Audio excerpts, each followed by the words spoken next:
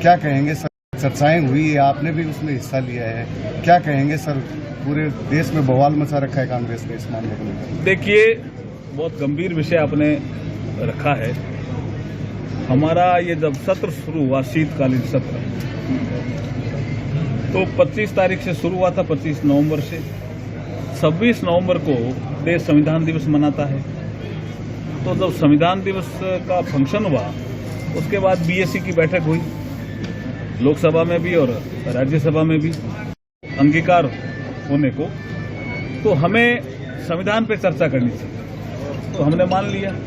तो 13 और 14 दिसंबर को तो लोकसभा में पूरे 2 दिन संविधान पे चर्चा, 75 साल पूरे हुए उसको लेकर, और राज्यसभा में 16 और 17 दिसंबर 17 दिसंबर को जब गृह मंत्री जी राज्यसभा में जवाब दे रहे थे, अपना भाषण दे रहे थे, तो एक 11-12 उस पूरे भाषण का, वो 1 घंटा और 40 मिनट का करीब भाषण है, उसका 12-13 सेकंड का एक वीडियो कांग्रेस ने बनाया और दुष्प्रचार करना शुरू किया। क्योंकि कांग्रेस की पोल खुल गई थी लोकसभा राज्यसभा में कि बाबा साहब भीमराव अंबेडकर जी का सबसे ज्यादा जीते जी और जाने के बाद भी अपमान कांग्रेस ने की। तो उसके रिएक्शन में इन्होंने ये काम करना शुरू किया। हमने कहा इसकी टोटल स्पीच पढ़ लो, तो भी उन्होंने दुष्प्रचार किया।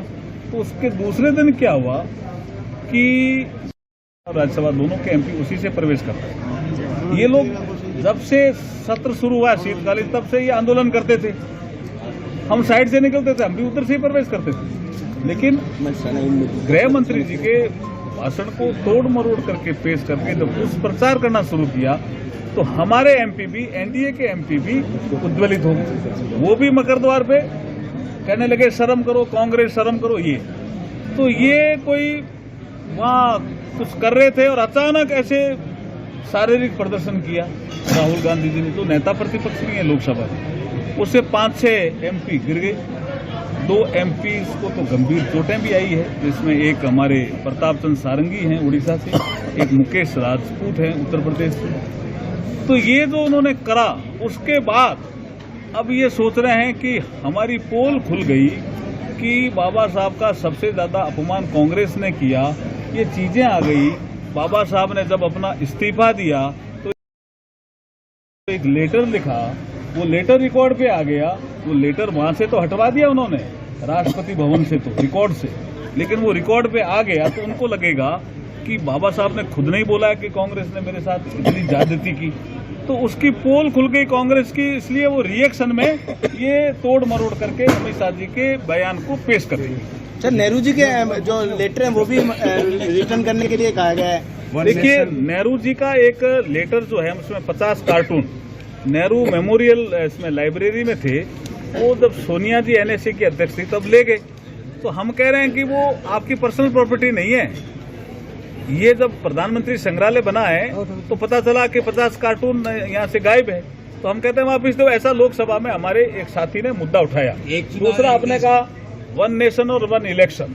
ये देखिए, इस देश में 1952 से लेकर के 67 तक लोकसभा और राज्यों की विधानसभाओं के चुनाव साथ साथ होते रहे। ऐसा एक बात नहीं है कि नहीं होते रहे। उसके बाद एक क्रम टूटा और चुनाव अलग अलग होने लगे। तो अब ये इलेक्शन रिफॉर्म का एक बिल लेकर के हम नरेंद्र मोदी जी के नेतृत्व में लेकर के आए हैं कि लोकसभा और राज्यों की विधानसभाओं के चुनाव एक साथ होने चाहिए। इससे खर्चा भी कम होगा और हमारी जो पुलिस बल है वो भी समय समय पे लगती रहती है। टीचर स्कूल में पढ़ाने के लिए कम पड़ जाते हैं, वो चुनाव की ड्यूटी में लग जाते हैं, और कर्मचारी भी। और जो अपराध रोकने के लिए पुलिस और आपके सशस्त्र बलों को लगना चाहिए, वो चुनाव के काम में लग जाते हैं। तो एक साथ चुनाव करा, उसके बाद डेवलपमेंट और गुड गवर्नेंस के लिए पूरा 4.5 साल, 5 साल मिले, उसमें काम करो। ये एक बिल जब हमने इंट्रोडक्शन में लाए हम लोकसभा में, तो कुछ लोगों ने कहा था इसको जेपीसी में जाना चाहिए। तो ये बिल, प्रधानमंत्री जी की भी ये इच्छा थी, तो ये बिल अब जेपीसी में गया है। और जेपीसी में 39 मेंबर है लोकसभा राज्यसभा से मिलाकर के, और राजस्थान के ही एक एमपी हैं पाली से, पीपी चौधरी, वो उसके चेयरपर्सन बने। क्या लग रहा है सर, जेपीसी से निकल जाए?